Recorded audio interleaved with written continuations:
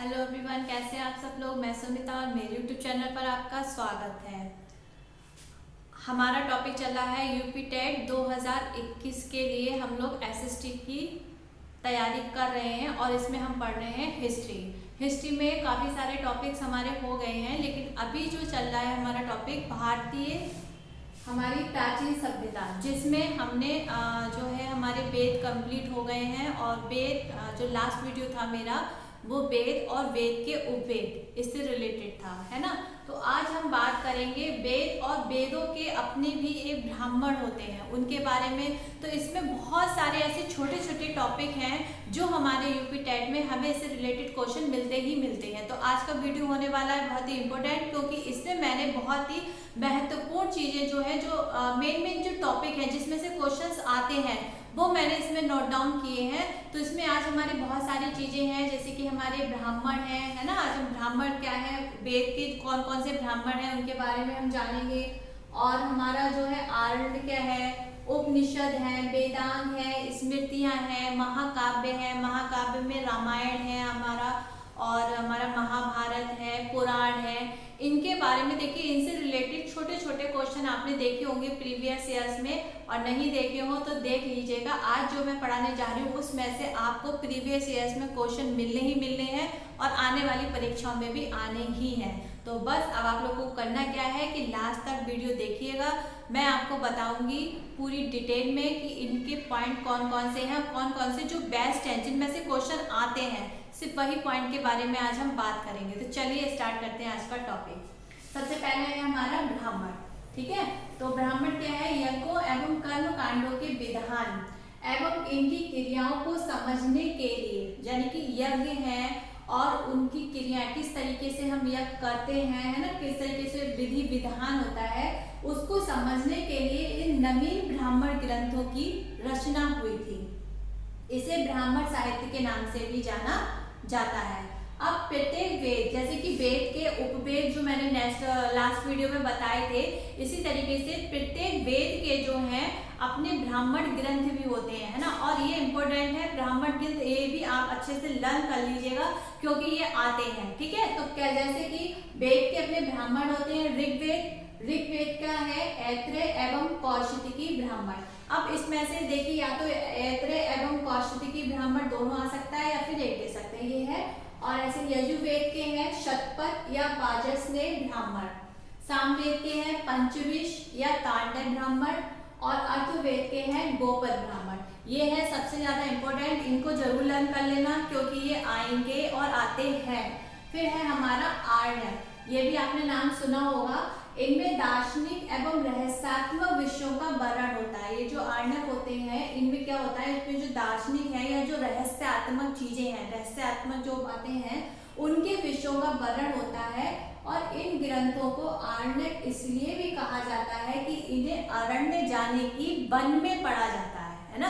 कहाँ पढ़ा जाता है, वन में पढ़ा जाता है, किसे, आरण्य को, ठीक है। फिर हमारा नेक्स्ट उपनिषद, इसका अर्थ है समीप बैठना, अर्थात जैसे कि ब्रह्म प्राप्ति, ब्रह्म विद्या, यानी कि ब्रह्म विद्या को प्राप्ति के लिए अपने गुरु के समीप बैठना को क्या कहा गया है, उपनिषद कहा गया है ना। तो यहाँ पर बताया उपनिषद जो है वैदिक साहित्य के अंतिम भाग है, इसलिए इन्हें वेदांत भी कहा जाता है।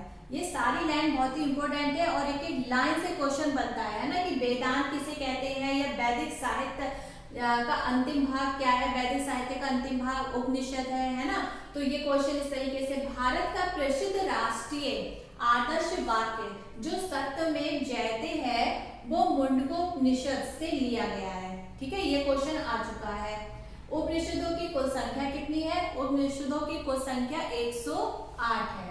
नेक्स्ट है हमारा वेदांत। वेदांत क्या है, वेदों के अर्थ को अच्छी तरह समझने के लिए जो है वेदांत काफी सहायक होते हैं, यानी कि हमारे जो वेद हैं वो संस्कृत भाषा में हैं और उनको और अच्छे तरीके से हम समझें, इसलिए जो वेदांत हैं वो हमारी हेल्प करते हैं। तो वेदांतों की कुल संख्या कितनी होती है, वेदांत की कुल संख्या होती है हमारी 6, ठीक। नेक्स्ट है हमारा स्मृतियां। स्मृतियां, इन्हें धर्मशास्त्र भी कहा जाता है। धर्मशास्त्र का अन्य नाम क्या है? स्मृतियां, या फिर स्मृतियों का अन्य नाम क्या है? धर्मशास्त्र। ठीक, मनुस्मृति एवं याज्ञवल्क्य स्मृति सबसे प्राचीन है। ये क्वेश्चन आ चुका है कि सबसे पुरानी यानी कि सबसे प्राचीन स्मृति किसे कहते हैं? तो ऑप्शन में या तो मनुस्मृति होगा या याज्ञवल्क्य स्मृति होगा या दोनों एक साथ होंगे। तो उसमें ऑप्शन में आई थी, जब आया था तब मनुस्मृति आया था। ठीक है, तो ये मनुस्मृति एवं याज्ञवल्क्य स्मृति सबसे प्राचीन है। नेक्स्ट है हमारे महाकाव्य। रामायण एवं महाभारत भारत के दो सर्वाधिक प्रसिद्ध महाकाव्य हैं।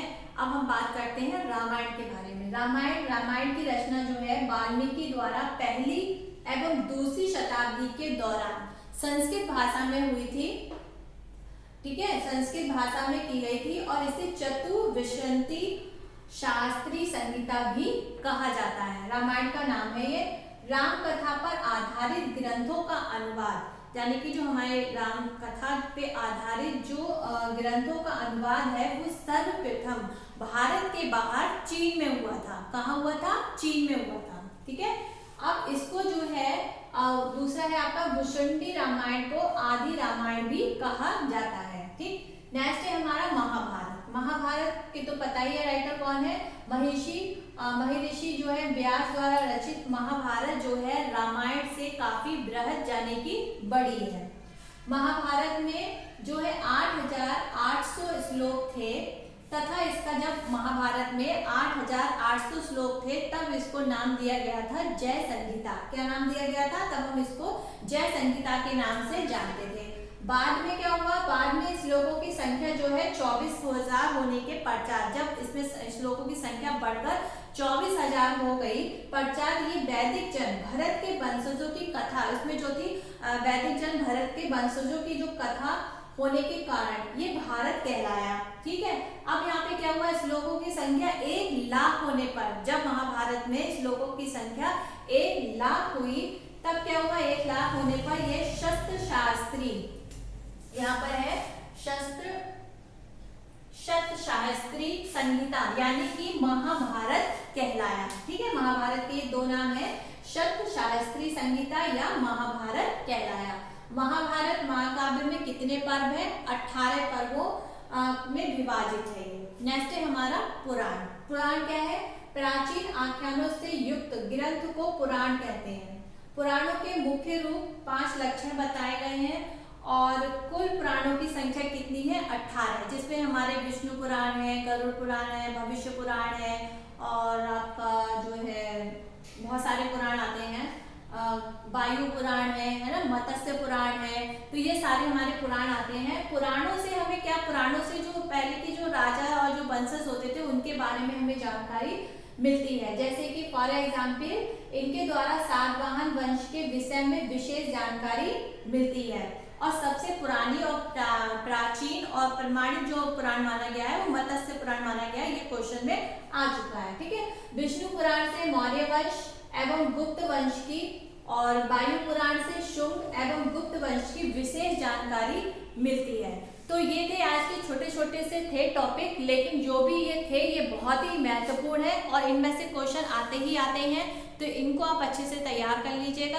और कल हम बात करेंगे जैन साहित्य और बौद्ध साहित्य के बारे में, क्योंकि ये छोटे छोटे जो टॉपिक हैं इनको अगर हम डिटेल में पढ़ेंगे तो हमारी तैयारी अच्छे से हो जाएगी। तो ये हमारे देखिए यूपी टेट में भी काम आएगा, हमारे सी टेट में भी काम आएगा और हमारे सुपर टेट में भी काम आएगा और अलग अलग स्टेट के जो बच्चे अपनी तैयारी कर रहे हैं उनके भी काम आएगा। तो भाई जब मैं इतना कर रही हूँ, इतनी मेहनत से लेकर आ रही हूँ निकाल कर, अब पता है मुझे लिखने में भी बहुत टाइम लगता है, तो आप लोग कम से कम इतना तो कर दो ना कि बस मेरा वीडियो थोड़ा शेयर कर दिया करो, सब्सक्राइब कर दिया करो, कमेंट बॉक्स में बता दिया करो कि कैसा लगा। चलिए ठीक है, कल फिर मिलते हैं। Bye bye.